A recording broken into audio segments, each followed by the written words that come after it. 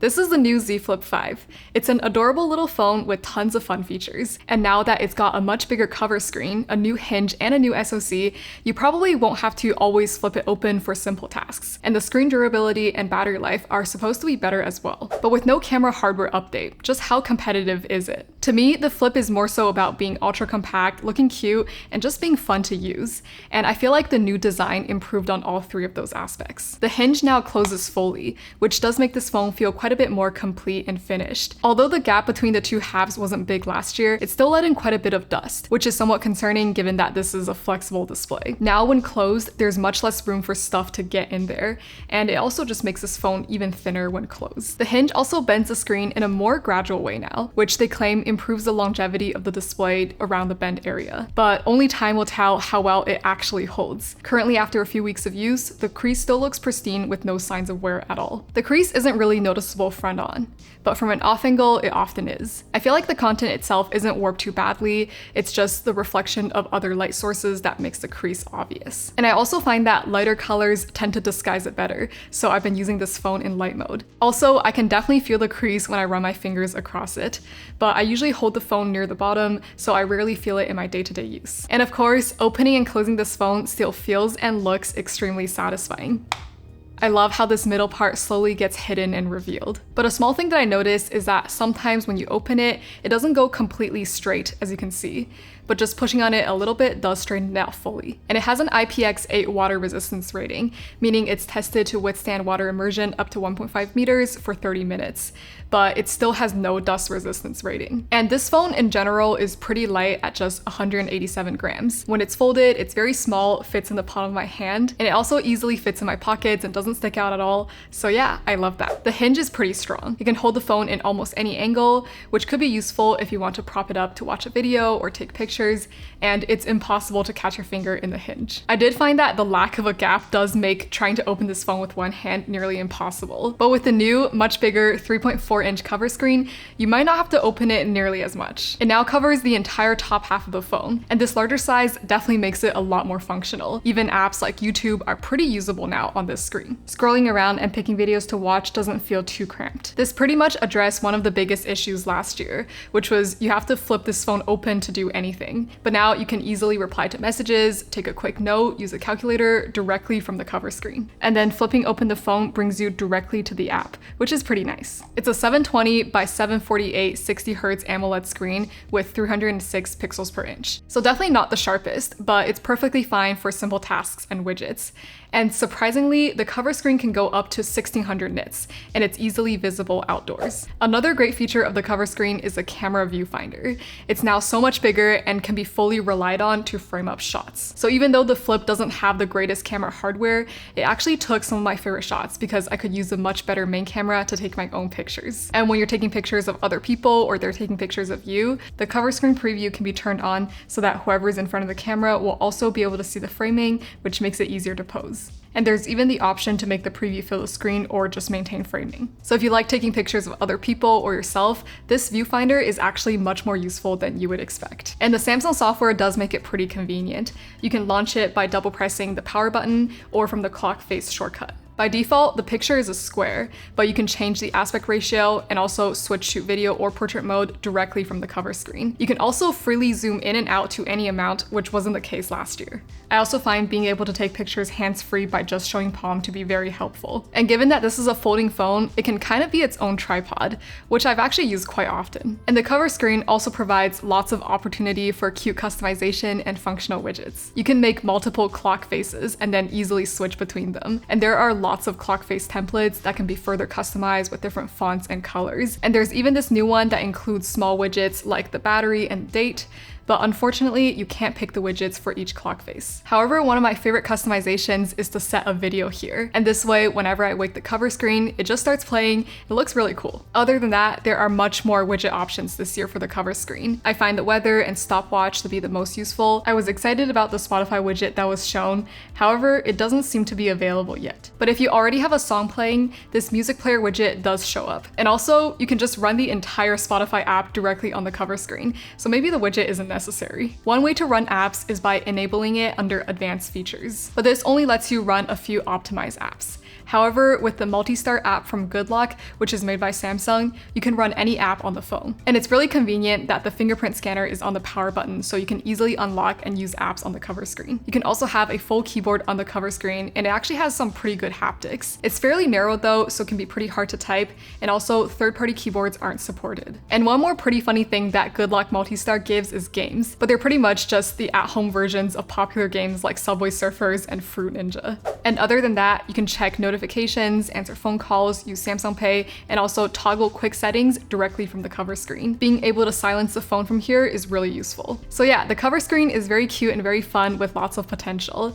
And there's even a third-party app called Cover Screen OS, which in addition to running every app on the cover screen, also lets you run every home screen widget. The overall design is also adorably small and pretty refined. On the top side, you have a nice AOD with two relatively small camera bumps. Currently, the AOD on the cover screen is just whatever the clock style is, and there's no further way to customize it. I definitely wish there were more options to customize, at least have the same options as the inner screen AOD, because this is probably what you see the most when the phone is just sitting on the desk. The entire back of this phone is Gorilla Glass Victus 2 and glossy, including the bottom half.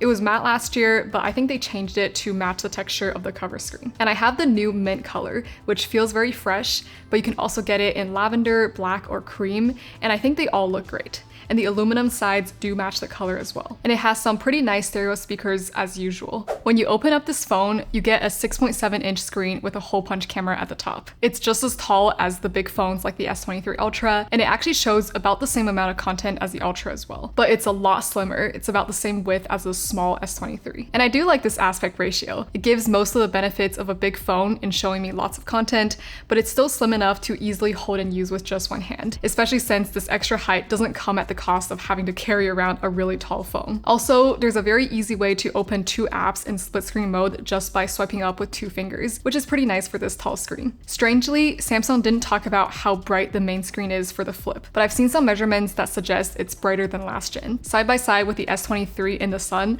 the Flip 5 screen doesn't get as bright, but it's pretty close, and both are bright enough to see even in direct sunlight. And it still has a screen protector with a pretty obvious outline around the front camera. On its own, this screen feels pretty sturdy. It doesn't flex even when I'm pressing down on it. But side by side with glass, I can feel that it's not quite the same. And I feel like the screen protector material tracks more fingerprints than glass too. The bezels are thicker than many other phones like the S23s, and it also has a lip, which is necessary, but it doesn't look great. But on the positive side, you can get some pretty cute themes that play into the bend, like this one. And when bending the phone, some apps have a special layout, like the photo gallery and YouTube. But there's also this flex mode panel that you can enable for all other apps that basically gives you a trackpad along with some other controls. I found being able to skip forward or backward 10 seconds when playing media to be the most useful, the rest not so much. And the trackpad is kind of pointless because it's faster to just directly touch the screen. Another thing to note is that there's no DeX support, which makes no sense because all the S23s and the Z Fold has it, and they all have the same SoC. Alright, and as for the cameras, at its price point, it's facing some pretty strong competition. In terms of hardware, only the selfie camera is different than last gen, with a faster lens and a slightly wider angle. But this is still a worse lens compared to the one in the S23 for some reason. The selfie camera in the Z Flip 5 is one set focus, so when you bring things super close to it, it cannot focus on it at all. But it's not really a big deal because there's not much reason to use a selfie camera, maybe except for video calls. With the cover screen, you can take selfies with the much better main camera and ultra-wide. The ultra-wide selfies do look pretty funny, and here it even looks a bit better than the iPhone 14 Pros. But when there's less light, it does look a bit softer than the S23s and the iPhones. And this ultra-wide lens also only has one set focus. It is ultra-wide, so it does get most things in focus, but you just can't bring anything super close to it. And so macro mode, that's on just about every flagship phone, is still not on the Flip. The Flip 5's main lens in good lighting actually does very well. Here, it's honestly very hard to even tell it apart from the S23 and the iPhone 14 Pro. It has great dynamic range that keeps up with the best. The sky is well saturated most of the time, but it's not always perfect. Here are several photos at the same location, and some of them are just randomly super blown out. And there are some situations where I think the bigger sensor and faster lens does make the iPhone 14 Pro and the S23 Ultra Ultra look much better. In these photos, the streets in the back just naturally goes out of focus, which looks really nice. And both of them are just a little bit more detailed, as you can see in my hair. The Z Flip 5 also doesn't have a telephoto lens, which might not be the worst compromise for a bigger cover screen, but when you do zoom in a little, it's quite obviously lower quality. And when it comes to the videos, it's just a tiny bit less detailed compared to the S23. But not having the 50 megapixel sensor of the S23 means that it also misses out on 8K video recording, which is honestly an underrated feature because it helps to reduce sharpening artifacts. Not everyone uses the high-res photo modes, but coming from the S23 Ultra, I do miss it on this phone. The high-res photo modes tend to capture texture of things really well and is overall less over-sharpened. So the photos are pretty decent on this phone, and it's just super fun to take pictures with it because of the cover screen. But I do wish it had at least the same main camera as the S23. And as for the performance and battery life, the Snapdragon 8 Gen 2 for Galaxy does seem to be quite a bit more efficient than the 8 Plus Gen 1 last year. So even with the same 3700 mAh battery, for 1 hour of running social media, it's around 20% more efficient, which is a great result. So I ran a longer test against the iPhone 14 Pro and the S23 playing 4K videos with matching brightness at around 75%. With its much larger screen, the Flip 5 couldn't quite keep up with the other two, using 36% in 3 hours as opposed to 29% on the iPhone and 26% on the S23, which honestly is still pretty okay in my daily use. It only supports 25 watt for charging, but since the battery in this phone is somewhat small, it still did okay. It charged up to 77% in 50 minutes from 1%. When it comes to gaming, the battery life is great, using only 24% in a 40-minute wildlife extreme benchmark as opposed to 33% on the S23. But that's actually not a good thing. It uses less battery because it thermal throttles very quickly and much more than the S23. After 6 minutes, the speed is about the same as a last gen phone. And mostly because this is a folding phone, only half of it is used for heat dissipation. So the top half of the screen is the hottest out of the S23 and the iPhone 14 Pro, but it's not too extreme. And strangely, the back top half is the coolest out of the three. Perhaps they could have routed more heat towards the backside of the phone to give it better thermals. When it's not thermal throttling, the performance of the 8 Gen 2 for Galaxy is great, and as far as the benchmark goes, it's not any different from the S23 or the Ultra. It's an incredibly fast chip and the first Android chip to be faster than Apple's flagship SoC, at least in terms of the GPU performance. For this phone, the main benefit is the efficiency, and now for a small phone, the battery life isn't even bad, especially for lighter tasks like going on social media. In the US, the price technically is even lower because it still starts at $999, but with 256 gigabytes of storage. And with pre-orders, you can actually get a free storage upgrade. Overall, it's a shame that the Z Flip 5 didn't receive some better cameras, but I've still really enjoyed my time using this phone. The Z Flip series has never been about the best display, camera, or battery life. It's more of a phone that can be ultra compact and has a lot of fun and unique features. And with the bigger cover screen and new software, Samsung made some pretty good improvements in those aspects. If you're interested in this type of form factor or just a really different mobile experience, I think the Z Flip 5 is definitely worth checking out. This video is not sponsored by anyone, but if you do decide to get the phone, consider ordering using the link in my description to help support this channel. Subscribe if you enjoyed this video, follow me on TikTok and Instagram for more content, and you can watch more here.